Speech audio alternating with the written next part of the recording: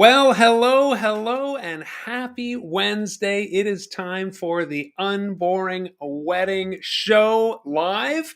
And so, if you are here live, thanks for being here. I'm so thrilled. Say hello in the chat, drop a comment, say where you're from. And of course, the most important thing, as we know by now, is how's the weather where you are?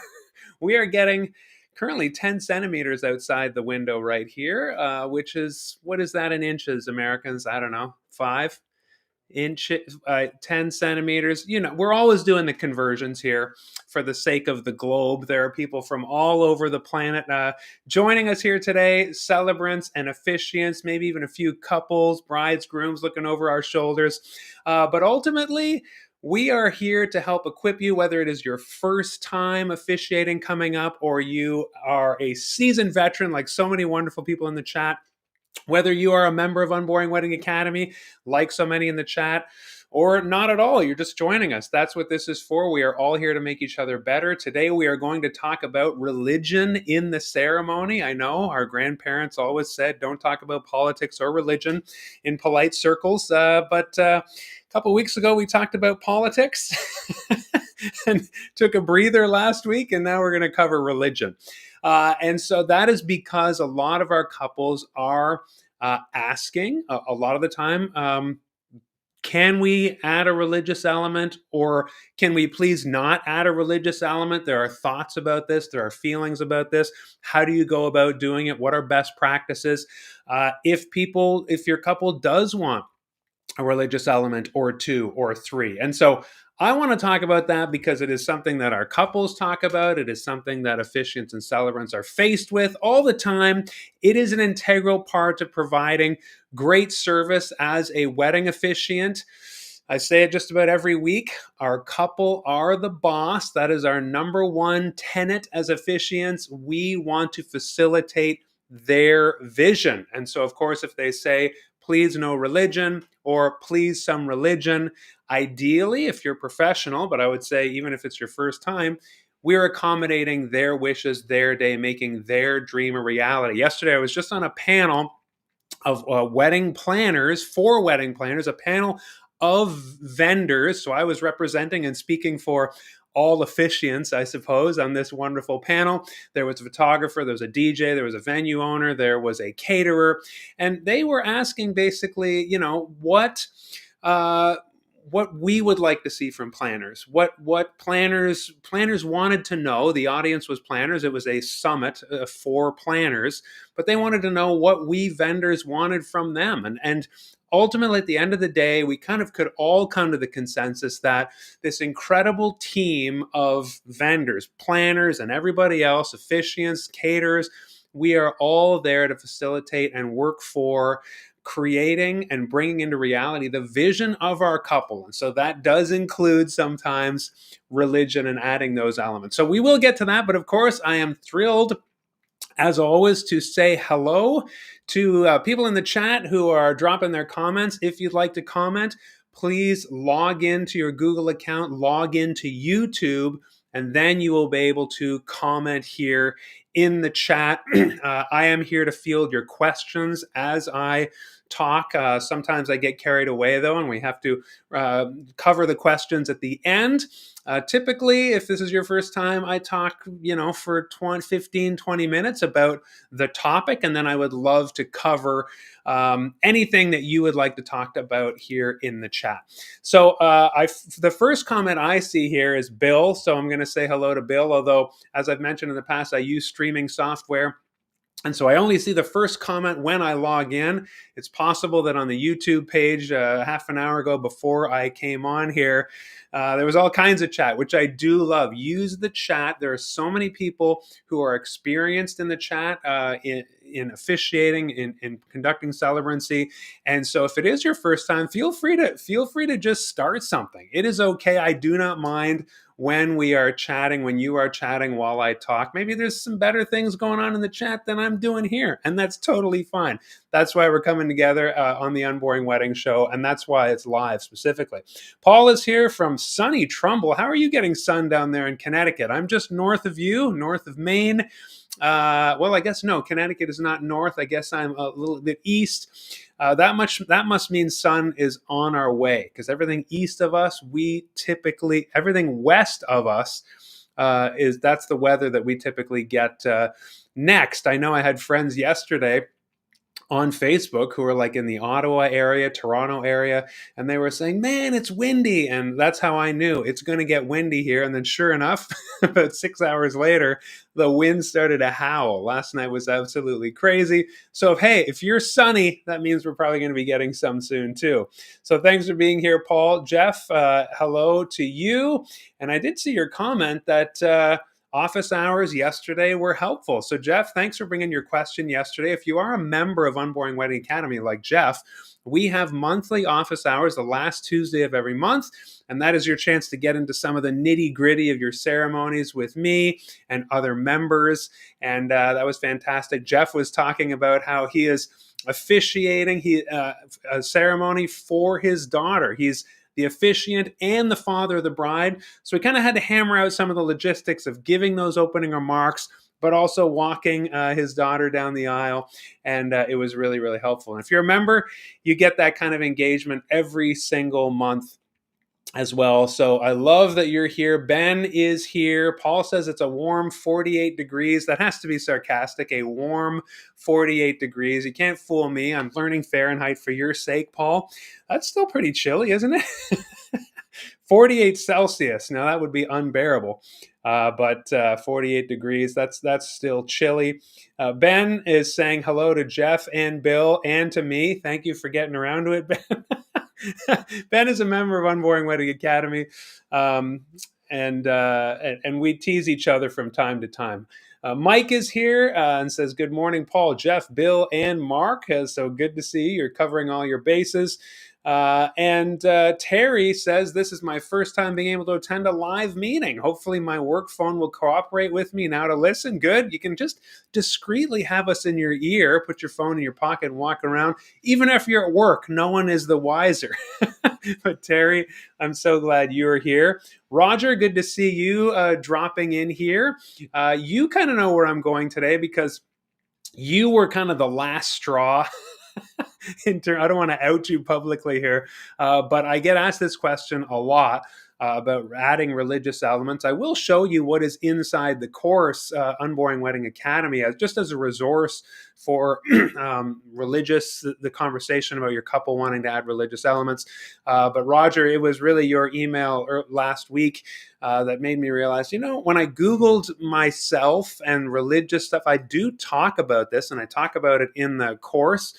I know the course is full of stuff, and sometimes it's like drinking from the fire hose in terms of information or something I say, and it's hard to remember. But I don't have a specific video topic about religion in the ceremony or spiritual elements, as we say.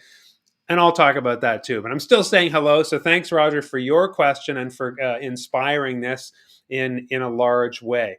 I'll keep going here. Heather is here, 5 p.m. in England, drizzly England. Well, stay warm, get cozy, Heather. I'm so glad you're here as well. Elaine is here. Hope you're all good. May not be able to stay for long. All right. Well, Elaine from the Isle of Wight, your fellow Englander, to Heather. It's good to see you here. Good to see the UK represented here on Unboring Wedding Live. And then, of course, now we go to Texas. Amazing weather today. So good to see you on the go. Mobile closings. Love that concise name. We know what you're about with that name. That's awesome. Get Inspired Talks, Blue Sky. So this is Roger. Brisk in Vancouver. Well, that's good. You're in Canada. I'm glad to hear it's brisk in January. That means climate change isn't too out of control there yet. Good to see you. Jeff is in sunny southern Orange County, California. Man, I could use some of that today.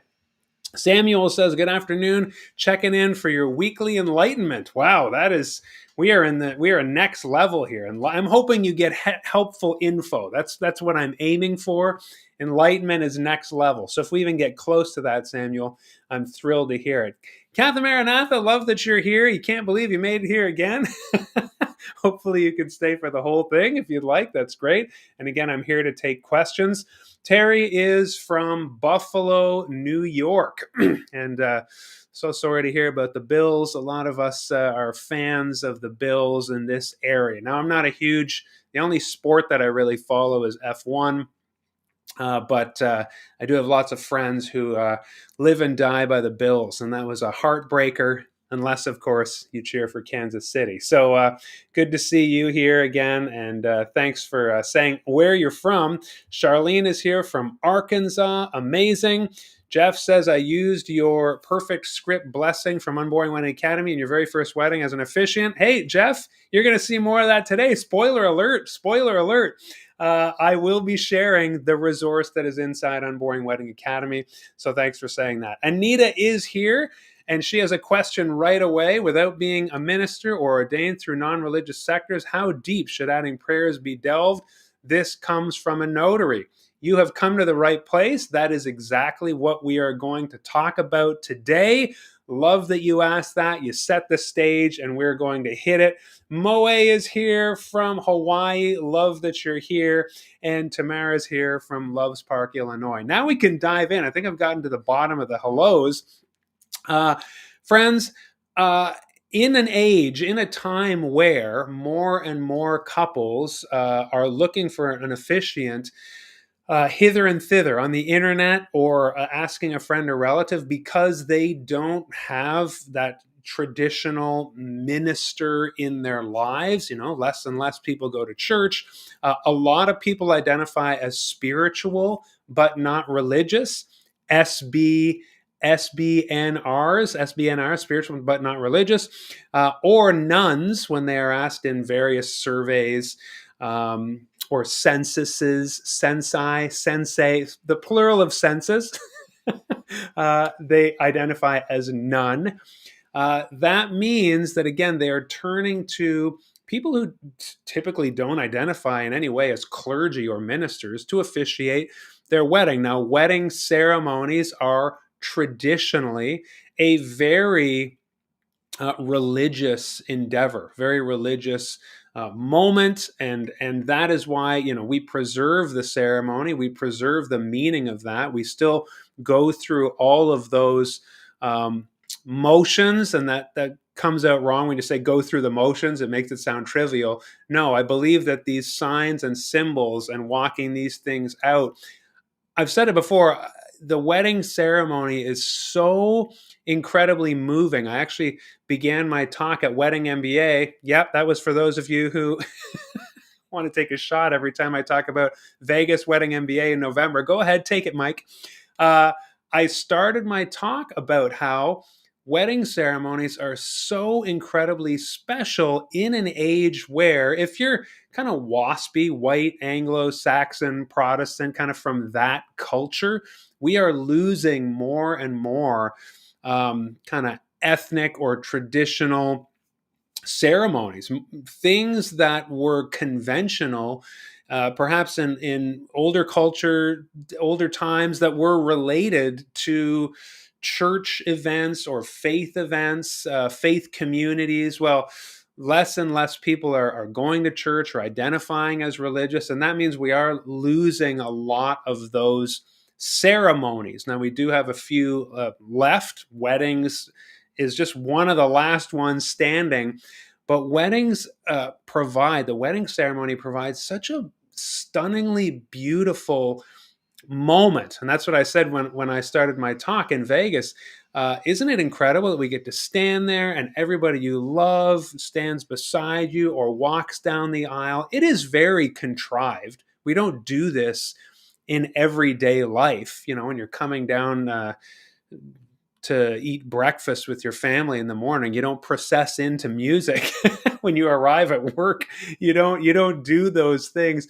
It is very contrived, and yet it is absolutely wonderful. That's why people start crying, and the emotions are right there at the surface, because what we do in the wedding ceremony is so beautiful and so meaningful, and I absolutely love it. But there does come the question now, well, the wedding ceremony used to be exclusively in the realm of places of worship or faith communities, and then moved more to, civic life. And this is one thing that is part of my story. When I got married, in Korea. My wife and I went over to teach English in South Korea. 20 it'll be 20 years ago this December. And we wanted to get married in Korea. So we told our friends, we told our family. We had to go to the Seoul embassy, the Canadian embassy in Seoul, and get some paperwork stamped. Now, we asked our friend who was a minister in Korea to do our wedding. We asked our family to come and friends. So we had a church wedding planned for December 31st, 2005. But before that, we had to go do all of the paperwork, register our wedding, because we wanted to be married we wanted to be a married couple when we got back to Canada. And so we went to the embassy, filled out a bunch of paperwork with our IDs, drove across town to some Korean office jurisdiction. We didn't know. We just went where they told us. They signed papers, bang, bang, stamped some things, handed it back to us. We took a taxi back to the Canadian embassy, bang, bang, sign. They handed us a whole bunch of papers and said, "Congrats, you're married." Now, there was nothing religious about that. So, there's kind of two marriages, right? There's the civic government aspect of getting married, and then there is what happens in a wedding ceremony, whether it's religious or not. It is that special, and this is what I was saying to Roger in his email to me, and I've said this to basically everybody who asks, what about the religious components of a wedding? I believe that what we do in marrying people, fellow officiant and celebrant, it is sacred work. When you have two people promising faithfulness, fidelity, and to be a life partner and helper and friend, you get goosebumps. And that's why people start crying. It is just so foundational to, to the community, to those people who are in love, essentially bonding and firming up with all those witnesses, what they are projecting to be, what they want to be, what they are committing to be. That is absolutely sacred work. That is why I am affirming of same-sex marriage and all the forms of marriage between two people, because I believe it is sacred work. Now, what if your couple, you can have that view of marriage, and I do, but what if your couple says, we don't want any religious elements, or we do want any religious elements? So let's get to it. Now, when does this come up? This comes up, and if you're a Unboring Wedding Academy member, it comes up in the wedding workshop. So 4 to 6 weeks before the day, you're going to sit down and you're going to plan out your whole ceremony with your couple. If you're a member of Unboring Wedding Academy, I have the spreadsheet. Last year, we kind of founder launched Officiantly, our brand new wedding officiant ceremony creation and management software. That'll be more widely available later this year as I work with those founding members to continue to tweak it and fine tune it. But those resources and tools that I provide, that I use with my own couples, you get to the part in that conversation where, with all the questions about processional and elements and who's walking in when and how they want to say their vows and all that stuff, you do get to the place where you say, would you like to add, I was going to say, on a scale of 1 to 10 or 0 to 10, would you like to add any religious elements in the wedding ceremony? I put this in their minds. Actually, we could rewind. That's 4 to 6 weeks before the day in the planning session. If you are a professional wedding officiant, you know how I talk in the pro course about how to pitch yourself to a couple. So you'll likely have online some sort of website or a way that couples can inquire to see if you're available and willing to officiate their wedding. Our website package has that. Every single website has a form custom tailored for couples to reach out to an officiant and say, our wedding is at this place at this time. So really important questions. We're starting at this time. And will you do our wedding? Now, I always encourage you reply with a meeting. You say, I'm available on that date. Let's have a chemistry check or a vibe check. You sit down with that couple and you tell them the process. And one of the crucial parts of telling your process to the couple is saying, I'm going to facilitate your vision in the ceremony. It's your day, it's your ceremony. Now, here's the 10-part traditional wedding ceremony we're going to start with, processional, and I'm going to tell your story, and then vows, rings, and pronounce you, and then sign this license, and then present you, opening remarks, close. You tell them all that. But then you also tell them, I'm going to ask you three other things, because every wedding ceremony typically has the officiant makes a speech of some sort, then you do the vow exchange, then you do the ring exchange, then you do the pronouncements. Like I say, 10-part traditional classic wedding ceremony. But I will ask you three important things. And one of those questions that you will ask your couple that they might want to add is, on a scale of 0 to 10, where do you stand religious wise? Do you want 0 invocations of God or references to religion or spirituality, or are you higher than that? Now, no couple typically says we're a 10 and we want a full-blown liturgical worship service in our faith or whatever, because if they did want that, likely they would be asking a minister that they know, whether it's of their local congregation or faith tradition. I've never seen someone cold calling a wedding officiant and be a 10 religious wise, because like I say, they'll already have someone typically. So most of our couples that find us, whether we're professional or if you've been asked as a friend or relative and it's your first time and you're planning your first ceremony, if that's you, welcome. I love that you're here. But you need to ask your couple that in that wedding workshop, in that planning session that I teach in Unboring Wedding Academy. Would you like to add any religious elements? And this is where your couple may say, yes, we would really like you to do something religious. Or you will also get many couples that say, no, absolutely not. And that's where officiants have questions. As was asked here earlier, I forget who, I'm so sorry, but your question kicked us off so well. And I'm sure a lot of you remember. Oh, Anita, right? Anita said, without being a minister or ordained through non-religious sectors, how deep should adding prayers be delved? When you are a notary or a friend or relative and your family, your couple says, we want to add religious elements of the ceremony, you might feel like, uh-oh, I'm treading on dangerous territory. Largely, that's going to come from a place for you where you don't want to be sacrilegious. And so that is now I want to kind of turn to the things you need to consider before we get to the nitty gritty of exactly what I advise that you say. And again, Jeff hinted at that earlier. There's a couple of resources inside Unboring Wedding Academy, which I will share here. But when couples have asked me that, or I've had clients of Unboring Wedding Academy get asked very high level, and so that's why I'm keeping Anita's question up here. Some couples have said, will you do this or that religious element? And essentially, you have to be very careful, especially in the world of Catholicism, where only priests or only ordained clergy of that faith tradition, Islam's probably very similar, only an imam can issue forth certain religious practices or rituals.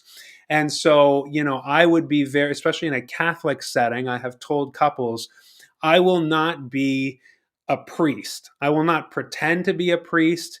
And if there are Catholic folks, I will not administer communion, for example. You just kind of want to generally stay away from that.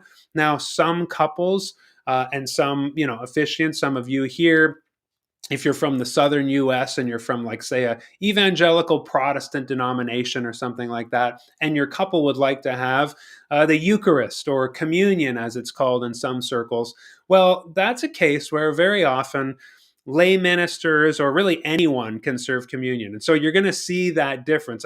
I'm a lay minister myself here in a local congregation in New Brunswick. So, I understand the ethics, the spiritual ethics, the religious denominational ethics around some of the sacraments, you could say. And so in Protestant circles, the sacrament of communion can be administered by anyone. You have that priesthood of all believers. Every believer is a priest theology. And then in more high church circles, Anglican or Catholic, you would have, basically it would be a no-no for just anyone to bust out the bread and wine and serve it. And so those are the kinds of things that you have got to think about when you are working with your couple in that wedding workshop and saying, here's what I feel comfortable doing, and here's what I don't feel comfortable doing. Mike, friend and colleague, also wedding educator, Bethel Nathan, she has very publicly at Wedding MBA, there you go, Mike, take your second shot, and other forums says she will not administer any religious elements. When she has a chemistry check with her couple, if they want religion, she says she's just not comfortable. She doesn't wish to do it. And she puts them with an officiant who is a better fit.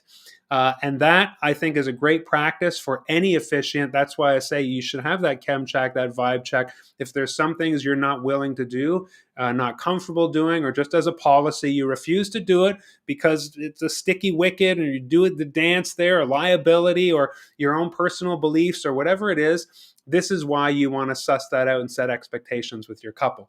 For me, I would say, again, I'm not going to pretend to be a priest. I'm not going to stand in as a priest. And I think, just being a minister myself and having been to seminary, I understand that, the difference between serving the Eucharist to a Catholic crowd or pretending to do that when I'm not at all qualified theologically in those circles, versus, like I say, a couple who's in a more evangelical setting and they would like their first married act to share the Lord's Supper with all of their wedding guests. Okay, then we can talk about that. So if you're not like well versed on that, I would say this is the best we can do, right? It's kind of like any other unity ritual. When I say your couple, we talked about wedding unity rituals last week for shots, but previous weeks, where if a couple hits you with something, we would like this in our ceremony. You need to do your due diligence, and you need to ask them to do their due diligence. It's not all on you as the wedding officiant. Again, it's their day, their guests, their beliefs. And so it goes two ways. When we are facilitating our couple's vision and what they want in the day, well, we need to think about what is good for us, what we're comfortable with, what we know. And then, of course, you say, oh, I don't know about that. So I'm going to do some research, whether that's a unity ritual you've never heard of or some religious ritual. I remember when I had my first Filipino wedding with the coins and the veil, and I just did some reading on that and said, is this cultural? Is this religious? Am I, stepping afoul of kind of spiritual or religious ethics? Where does that come in? So do that work as an officiant, inform yourself. You don't need to know everything ahead of time. This is a conversation you can have at the wedding workshop and say, I'm not sure about that. Am I qualified to administer that? And that's why, Anita, your question's so good. How deep do you get? You do some research on that, but put it back on your couple and say, can you make sure that your guests are comfortable with that? Can you make sure, do you know from your faith tradition, do you know if I am qualified to administer that element or to oversee or perform that religious act? Make sure that that is okay.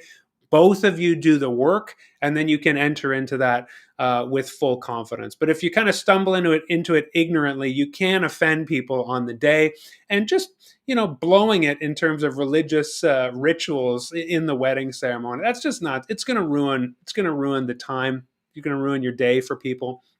Okay, so as I said, in the chem check with a couple, I do tell them I'm going to ask you when we get to your wedding workshop, I'm going to ask you on a scale of 0 to 10, where are you religious wise? And sometimes right then and there, the couple will say, oh, you don't need to worry about that. We're not religious at all. Or yeah, we would like something. But again, we'll talk about it at the wedding workshop. Then you get to the wedding workshop and you ask them, would you like any religious elements in your wedding ceremony? And now we get to the part where the couple will either say, absolutely not. And this is where I'll pause and remind you that yes, even as a wedding officiant, if you understand your work to be very sacred and you understand it, that people are married in the eyes of God and that's how you see it.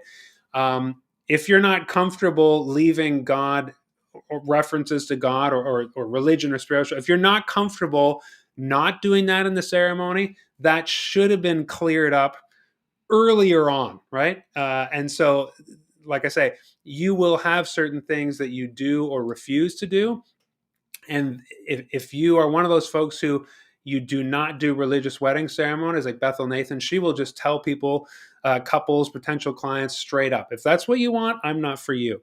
Now, if you go either way and you accommodate, then of course you don't need to worry. And that's why I tell couples in the chem check, is a lot of them do have trepidation around that. And when I haven't covered it in my chem check with a couple, they will ask, are you going to do religious stuff? Are you the kind of officiant who feels like you must pray or say something, or like, are you going to kind of load the shotgun and blast my guests with the gospel of the Lord Jesus Christ because you have a captive audience there? And again, I say this as a lay minister myself.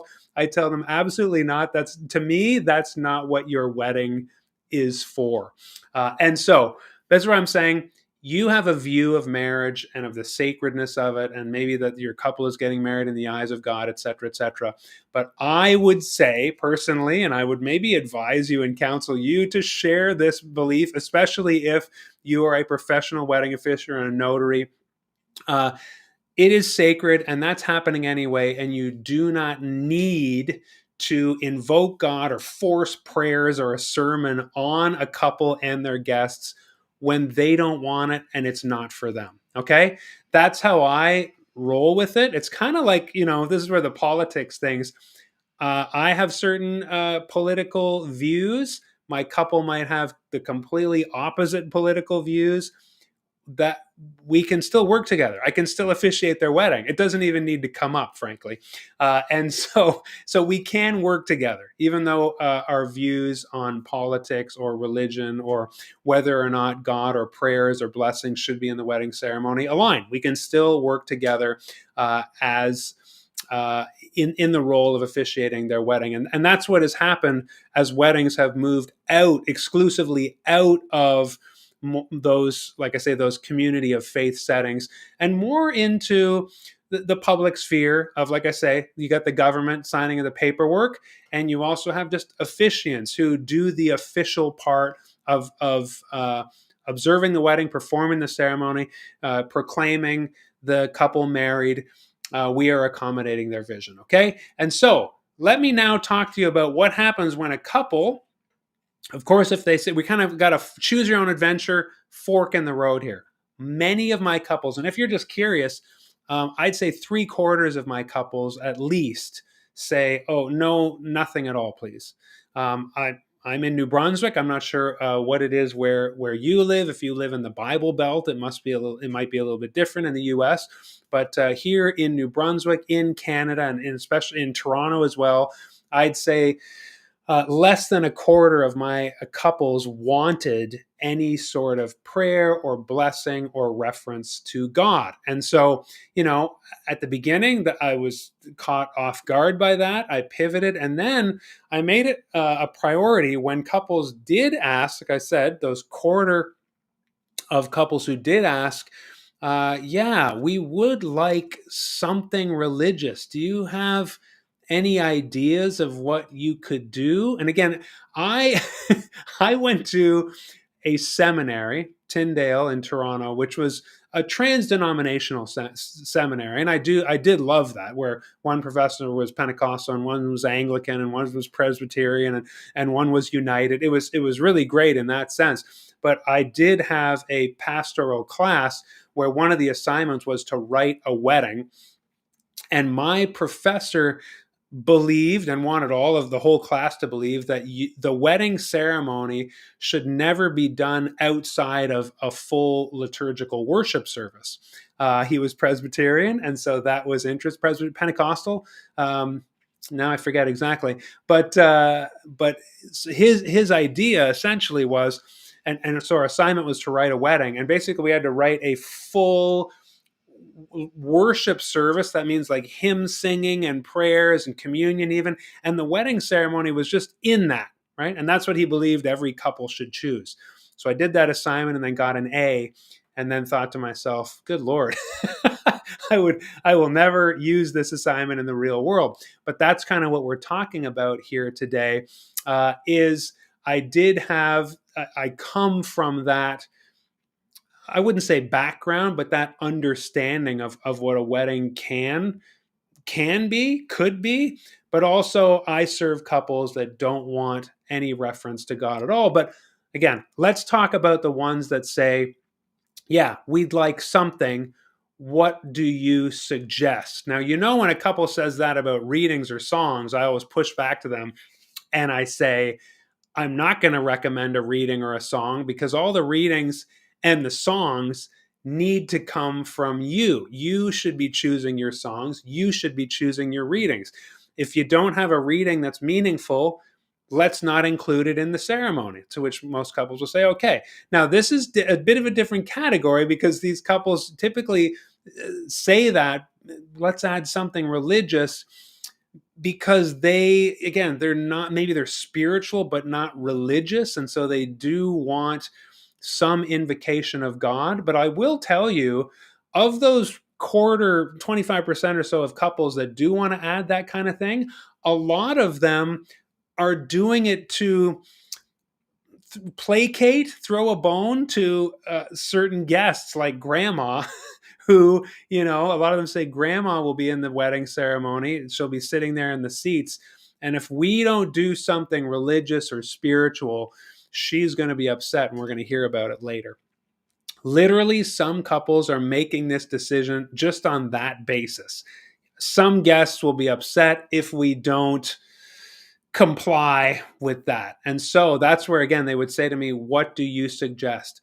And in all my years, and I've been officiating 10 plus years, my gosh, it's 2025, isn't it? 12, 13 years. The number keeps going up, right? The older I get.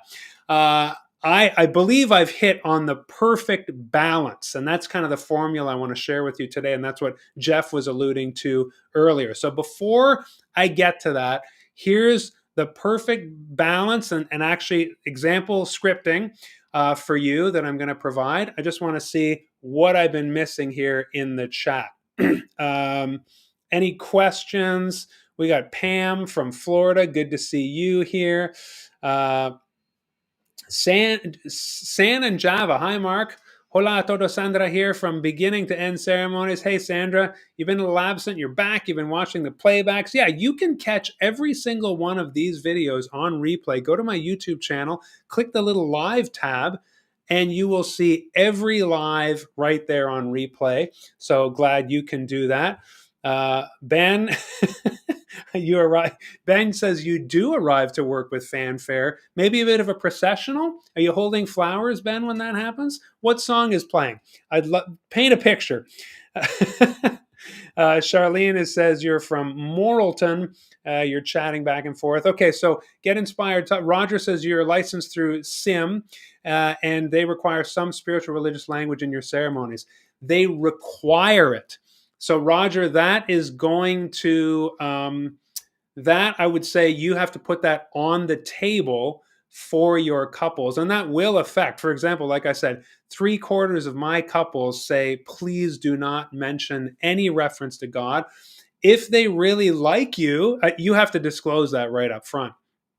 I think you would have to say, I'm licensed through SIM, and they require it. Now, I know, for example, in Australia, and some states perhaps, but Australia, I know that it's very involved what they have to say in a wedding ceremony to legalize the couple's union. They have to say a specific paragraph. They have to get the couple to say. So, it's not unheard of that you have to say certain things in the wedding ceremony. And to be honest, you could, in a very cheeky way, say, you could just put it right out there and just fulfill the obligation. This is what Australian celebrants do. They have a fantastic, fun ceremony, but there is that wink, wink moment where they say, and now it is my legal obligation to say, and you could say it like, and that's where they would say it, and everybody kind of knows, okay, we got to go through this. It's just 25 seconds. It's not ruining anything. Everyone will survive. I did not know that some denominations absolutely require that you do spiritual religious language. But to me, that is the crucial thing right up front: is you need to disclose that you have to do it in your chem check, and if the couple's not okay with that, they need to find an officiant who is a better fit, and then really quickly follow up, I think, with exactly what you say. So, Roger, if I were you, I would craft something, and this kind of is a segue into what I want to say next, or the next section of my session here today, is just craft some language that is very ecumenical, that most people would be on board with. Yesterday in the office hours, Cantor Mark provided some really great scripting around the Jewish tradition of the breaking of the glass, and he talked about what he says in the breaking of the glass ceremony.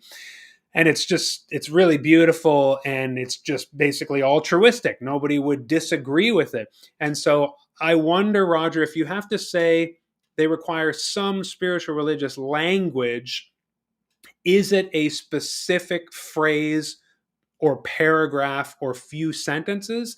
If that's the case, then I would disclose that right up front with the couple in the chem check. Say, now listen, I get my ordination through SIM. That's how I legally officiate and register your ceremony. And as such, I am required to say the following. Now, they might say, we don't care, or they might say, well, let's hear it. And then, like I say, either I think you should provide exactly what it is you're supposed to say, and then decide whether you say it really sincerely in the wedding ceremony, or say in the ceremony, you could say, I get my ordination through SIM, and as such, we believe that marriage is blah, blah, God, something, something. Okay. So that's how I would handle that. Because as I said, 3/4 of my couples don't want any religious or spiritual allusions to God or prayer or anything. But I think if they wanted me to officiate their ceremony, a lot of them would say, okay, we understand you have to do that, and that's no problem, right? So there is that. Moe says, shout out to South Korea and the U.S. Army 2nd Infantry Division units and military personnel. Moe, when you and I met at Wedding MBA, that's 3, Mike, 3 times, 3 shots. I know we talked about Korea. We have that Korean connection. And you and I were in a lot of the same places. I was a teacher in Cheonan. We talked about Pyeongtaek, the base there, where you would just get the best pizza and, American junk food, basically, which was really hard to find in Korea.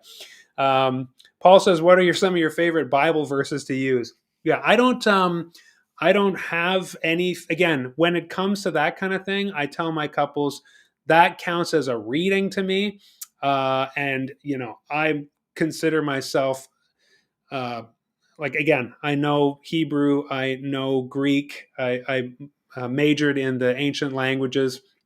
I am a bit of a Bible nerd and the historical textual stuff, but I wouldn't recommend a Bible passage to my couples, because I would say that needs to come from you. If you can't think of one, then let's just not go through the motions. Okay, so that's because that's how I handle any reading, and it's similar to me.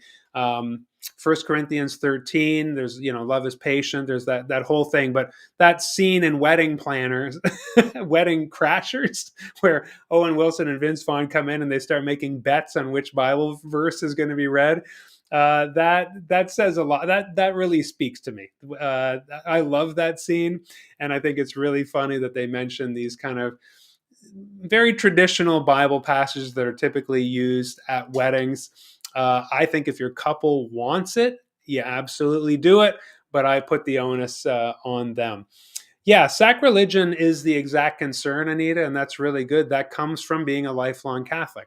That's still a thing. Like I say, in high church circles, if you get in there and say, I'm going to serve the Eucharist, there could be some audible gasps and accusations of sacrilege. As I said, low church evangelical settings, hey, you can have, communion at a Bible study. Anybody can do it. So just know your audience, and know your setting. I'm laughing now. No shots today. I'm tuning in while working. Mike, wow, what a squandered day. That's three so far. You can take them later, maybe. Anita, Anita says, would it be acceptable to add traditional elements in with the classic 10 steps by inviting a priest to perform communion, perhaps as a unity ritual? Absolutely. So if your couple wanted to do that, 100%, you say, can you find someone to come and administer? Now, it's quite possible that the priest will think about me and that assignment I had to do in seminary. They might want to do much more than that, so you'd have to find a priest who can keep it to what they're there for. We're having a wedding ceremony here. That priest might have certain theological views on marriage and that they need to do a lot more. But if you just had somebody qualified to come in and administer the sacrament that they wanted, that your couple wanted, that's literally when you do that. You call in reinforcements, you call in people who are qualified. In the same way, if you weren't qualified to sign the legal paperwork, you would call in.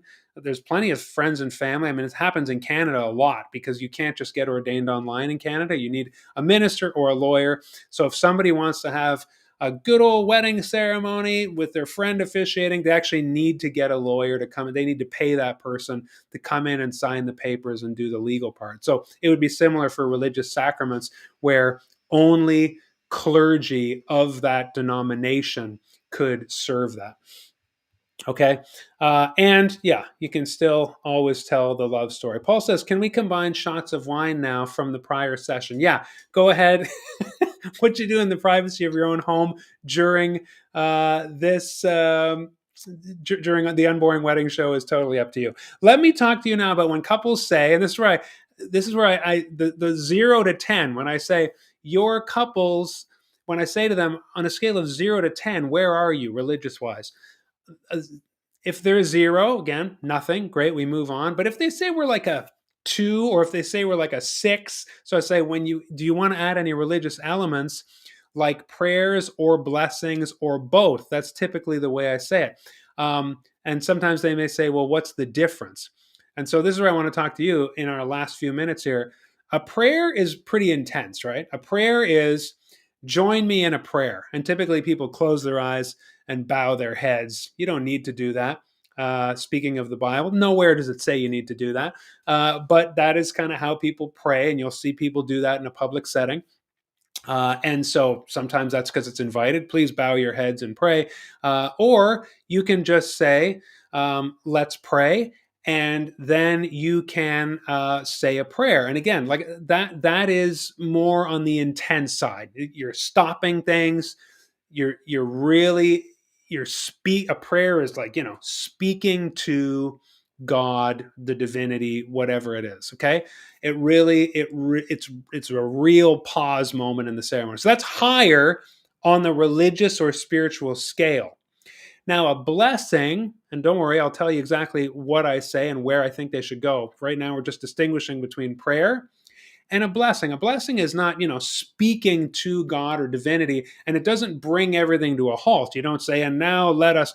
Basically, a blessing is just kind of pronouncing wishes, divine invocation on the couple. And it can be very, very brief. Okay. And I'll show you what I mean when I show you the scripting. Now, a prayer, because it kind of brings things to a halt, like I say, it kind of interrupts proceedings. It's very intentional. I don't mean that the prayer is an interruption on the real important stuff. I mean, like, you don't just breeze past it. It's a real moment. As you know, I always say, let's get to the story as soon as you get up there. So a lot of clients who I help, they get to the prayer right away. And again, I think of that professor in seminary. He would have wanted to see the whole thing begin with a prayer. You got to invoke God. Again, there's a whole theology of liturgy that's like the 10 couple. And I understand that stuff because I have crafted liturgy in my time. But just in terms of a wedding ceremony of average people, we're not doing a worship service here, whatever the faith. I would say you need to get to the story as quickly as possible. Get people laughing, talk about the couple, the love abouts. Do your speech right off the top, and it's all about the couple. That's topic for a different time. You know where I stand on that. If you've heard me talk about it at all, Unboring Wedding Academy teaches you how to do this. And another crucial thing that I talk about in Unboring Wedding Academy is that after you have won people over, you've made them laugh, you've made them cry, you've shared this beautiful time telling their story and all that stuff, then you can read the phone book after that in terms of the wrapping up or the elements, and people are on the edge of their seats. You've kind of plowed the ground of their emotions, and they're wide open. So that's why a prayer I'll say this about anything. If you say, welcome, it's so beautiful, these two are so wonderful, you're here, and you're so important to them. If you say it at the beginning of a ceremony, if you start the ceremony with that, people's eyes, yeah, these are platitudes. You're supposed to say that at a wedding. Same thing with prayer. I'd put it in the same category. I understand theologically starting with a prayer, but the prayer, if you start the ceremony with a prayer, people are just like, yeah. But if you do it after the story and the laughing and the crying, and then you say, and now let's pray for Sam and Alex. People, I don't care if they're religious or not, they're going to be like, this is yes, they're going to be with you on that. Okay, so that's where I like to do a prayer right after the speech and the story. I put it with the readings typically because people are really fresh, and you pray before you get into the vows where they consecrate and promise their lives and the ring exchange. So the prayer really introduces the elements. You kind of do that sacrament, small s, that sacred work before they get into their promises and their covenanting and their committing to each other. So like I say, you're still getting the theological rationale behind saying a prayer first, okay? You're just doing it before the elements. Now, a blessing, I find, goes best right before you pronounce them. So you say the story and your speech, then you do the ring exchange, maybe a unity ritual, then exchange the rings. And then is that big moment where people sense it coming. We've done all that. And you say, and now, Sam and Alex, a blessing on you before your pronouncement.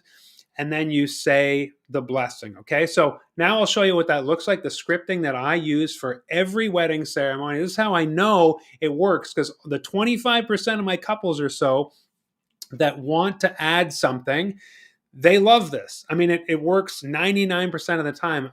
Couples just don't ask for a change. When I place the prayer after my talk before their vows, they love it.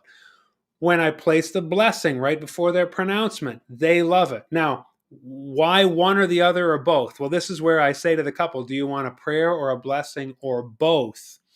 And so do you see now they're kind of separate in the ceremony, but the prayer is quite involved. And again, some couples say, yeah, we would love that, or grandma would love that. So let's do the prayer. And then I say, okay, would you also like a blessing, or is the prayer enough? Or if the prayer is too intense, would you just like a blessing? And I'll tell you, of the quarter who want something religious in the ceremony, 90% of that quarter just want the blessing. They just want me to say a blessing over them before I pronounce them married. Okay.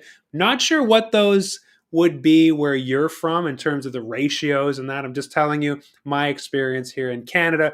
It always, of course, depends on how churched or de-churched or unchurched your population is. Okay. Now, I'm going to share with you the resource that I share in Unboring Wedding Academy. This is in the bonus section. If you're a member and you haven't discovered that, know that it's there. Jeff said he used it, and like I say, I put it in here because I've crafted it over years and years and realized this is where this just works for my couples. Okay, and so you'll see there on the screen. Prayer, and I'd say here typically immediately after the story. Okay, so please join me in a prayer of blessing on Megan and Luke and their life together. God, we thank you that you are love and the privilege and joy it is to be part of this joyful occasion today where Megan and Luke solidify their relationship with a lifelong commitment through the bonds of marriage. May you bless them. May you protect them from all harm and lead them into peace wherever they go. Surround them in their work and in their companionship, in their sleeping and in their waking, in their joys and in their sorrows, in their lives together to the end and beyond. And may the love they share and the life they build from their commitment today flow out as a blessing to their friends, family, neighbors, and everyone around them Amen. Now, that is crafted largely from, I got my inspiration from kind of Irish blessings and poems and prayers, but also my own personal theology around how, going back in the Hebrew scriptures, the nation of Israel was meant to be a blessing to the whole earth, right? The people. So that is a whole theology around we are blessed to be a blessing. That's why I built it in there. Couples read this and they love it, and see how it's very ecumenical. I don't want to say general. That's kind of like too general. But it's something that most people can get on board with, regardless of their faith tradition. You will do ceremonies where you'll have Buddhists and Sikhs and people of Muslim faith, and so you want a prayer that everyone can kind of relate to, and that is the way that I handle that. So, like I say, prayer, you say, "Let's pray." And you pray, you're reading that prayer. Typically, people's heads are bowed. That goes best after the story and before the elements. Now, the blessing, they might want the blessing as well, or they might only want a blessing. Typically, immediately before the pronouncement. So you do the vows, you do the rings, and then you say, Megan and Luke, a traditional blessing on you and your marriage. Maybe you want to hold your hand up over them. May God bless you and keep you. This is a passage, a Hebrew prayer from the Hebrew Bible. May God's face shine on you and be gracious to you. May God's light be a part of you and give you peace in your marriage, and may you be a blessing to others in your union all your days. Again, I was asked by Paul, what's your favorite kind of scripture verse for a wedding? I would say this is it. Again, that's a very traditional blessing. You'll see that on people's houses and needlework or whatever. So that's a well-known prayer. Because I find that that's a really good blessing. Again, I shouldn't call it a prayer. May God bless you and keep you. That's not a prayer. You're not speaking directly to God. And it takes really quick. It's that fast to say it. And couples either choose a blessing or a prayer or both if they're a little higher on the would you like any religious elements, okay? So that is today's Unboring Wedding Show. Hopefully that was helpful. We got a few minutes left here. Nancy Hicks just made it under the wire. Just in time for me to say goodbye. It's nothing you said, Nancy. It's just, we've been at it for almost an hour. Moe says, as a student of Hawaiian studies, I kindly refuse to do a conch shell blowing, a Hawaiian chant, or coconut cracking rituals. I'm not a kahu, a practicing Hawaiian religion priest. So there you go. Know your limits, know your comfort levels, and really know as best you can. You can't know it all, just like I say about unity rituals, but know when you might be committing sacrilege. I don't know how many of your clients would know that, Moe. Maybe they would ask you, just go ahead, do the coconut cracking. And you would say, no, like I'm not going to do that. I respect that faith tradition too much to assume that role. That is not my role to take. Okay, so that's really good. And that's a good example of the kind of thing where know what you're comfortable with and not comfortable with, and then know really what you should be doing and what you shouldn't be doing. I would say in Christian circles, typically it's like I say, the Eucharist, the Lord's Supper, communion, however you want to say it. But you got the full spectrum of only a priest may administer it to no, everybody can do it. And even in terms of taking communion, you don't want to be, overseeing that, because some people believe, only confessing believers should be taking it. Other denominations say everybody can take it. So that's a complicated one. That's a different show, which, interests me, but this is the Unboring Wedding Show, not the theology of the Eucharist show. Those are two really good things that I wanted you to take with you today. Know what you're comfortable with and know what you're actually qualified to do depending on that spiritual ritual. Hopefully this was helpful. Mike says, I like to put the prayer before the pronouncement and start it with let's pray. That is, of course, if that's what the couple wants. So you do prayer before pronouncement. That's great. I like to do prayer before the rituals. Just again, because of that, a lot of couples who do want a prayer, they want the prayer before the vows and the rings. We're kind of like entering into that time with that centering and inviting God into those proceedings. Okay, so there you go. Friends, it has been an hour. I always love that you are here live joining me. And it makes it really special. If you want to become an Unboring Wedding Academy member and join all the other wonderful people here in the chat, unboringweddingacademy.com. And that, of course, is where you get loads of resources, including the prayer and the blessing script. But of course, I read it out to you, so feel free to use that. That's yours. It just works. A lot of couples love it, and that is my gift to you today. So thank you so much. Hopefully, Anita, I love how you set up this discussion, and success. Anita says, I've definitely made the thought process easier in each case. Thank you. But each case, that is key as well. I love, Anita, that you're kind of signing us off with that. Look at your couple, talk to them about what elements they want, why they want it, and then just know how to think it through with your couple in each case. I absolutely love that. Join me next week, friends, for another Unboring Wedding Show Live. It'll be episode 12. Again, catch this replay. If you just came in the door, go to my YouTube channel, click live. There's a little tabs there, and you will see every single live I've ever done on replay. Also, I'll take this opportunity to say, some people say, oh, but the chat's not in the live. It is, but it takes 12 hours sometimes for YouTube to sync the chat with the video. And so any of the older lives, you should see the chat synced up as well. But if you jump in and watch the replay within an hour or two of this, it will be missing. So just know what's going on there, okay? Thanks so much. Really appreciate you joining, and always a pleasure. Have a great week. And as we say, friends, marry on. See you at the next Unboring Wedding Show Live next week.